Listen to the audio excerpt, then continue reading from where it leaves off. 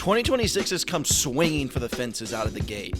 January is usually a dump month for Hollywood, but somehow this gem slid through the cracks like we somehow wouldn't notice. 28 years later, The Bone Temple is exactly what I've been wanting from this franchise ever since the beginning. Finally! Now, I never was a huge fan of the first three movies, mostly due to the fact that the tonal genre shifts between films can be a bit incoherent, and we never follow one central group that we can get attached to, but The Bone Temple managed to flip all of that on its head here. Nia DaCosta elevates the ugly side of the Outbreak by realistically depicting the lengths people will go for survival. Her Jason Bourne levels of shaky cam and the panic-inducing chase sequences paired with close-ups capturing the brutality of the torture and killings as well as Samson's trips brings an intensity and chaos that is almost unmatched. I can't remember the last time I felt this genuinely uneasy watching things happen to people in a movie. I don't usually get squeamish, but the gore and realism had me damn near watching from behind my hands like a little kid, which I think is the best compliment a horror movie can get. All you need to know is that when you get to what I've dubbed the t-shirt scene, it might be a good time to look away. I think I'm gonna be sick. There are things you just can't unsee after watching, but all of this isn't just for shock value. DaCosta and writer Alex Garland delve into whether humanity is inherently good, evil, or it's in their nature to be a product of their surroundings on a multi-dimensional level. We see how some people born into trauma with only a faint memory of what used to be reality feel cast out by God and were chosen by the devil himself to carry out his charity, brainwashing as many to the cause as they can.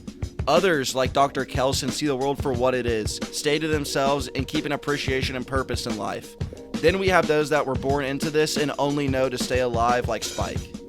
All of these different perspectives show that humans are inherently all three, good, evil, and products of their environment, but it's how you choose to live that defines that for you. Brought home by Jimmy Kelly's character arc.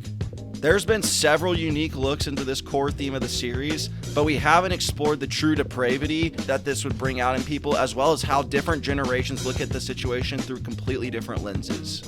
This movie really showed off DaCosta's talent as a director and proved the MCU was the problem, not her. No shit. All of the performances here go crazy. Ralph Fiennes was the big selling point for me going in, and he was, in fact, the best part of the movie. He's so good at making Kelson feel like a fully lived-in person through the most subtle of quirks and traits. The way he can come off as goofy and endearing when showing Samson how to dance, but captivating and demonic when he's doing the same exact moves while performing Iron Maiden as Old Nick, shows his level of control and awareness of the character. How many great performances are we going to get from the guy before we give him an Oscar? Not saying he will be Oscar-worthy by the end of the year with this, but it gets to the point where his absence feels like a running joke. It's not funny. Having a masterclass actor like Fiennes in the lead is enough to carry the movie on its own, but pairing him alongside Jack O'Connell was pure cinema.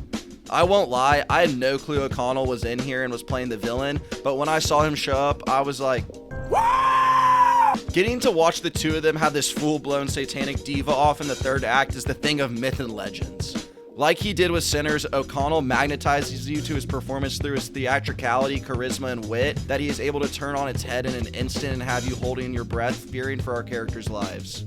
Alfie Williams returns, playing a much more bystanding role, and does a good job of selling how scared and desperate Spike is to survive. Chi Lewis Perry does a great job of grunting and saying Moon as a giant dong zombie. What? What? Seriously though, I could see Samson having an inner battle for control of his mind through just the eyes of Lewis Perry alone.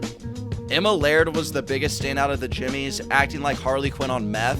Erin Kellyman isn't great and kind of sticks out like a sore thumb squaring off with O'Connell all movie, but she's been the weak link in everything I've seen from her this far, so it was kind of expected.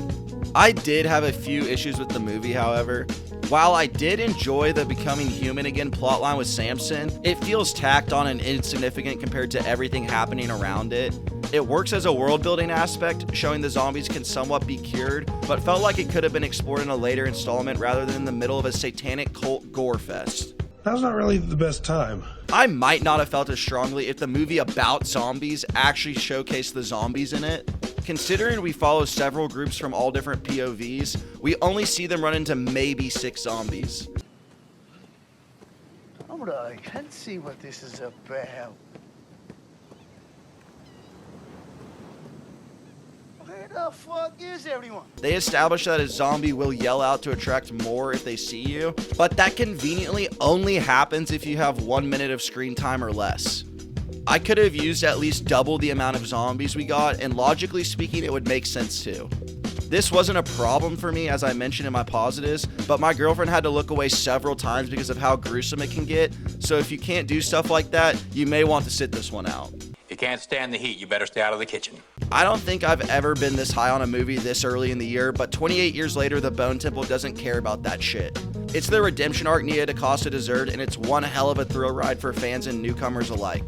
The performances, story, and direction were peak. I finally got what I was looking for in the franchise, and they set up a sequel in the most satisfying and hype way possible. Please go show support for this movie in theaters when you get the chance. 28 years later, The Bone Temple gets an 8 out of 10. Thank you guys so much for watching. If you made it this far, please make sure to like and subscribe, and stay tuned for more videos coming very soon.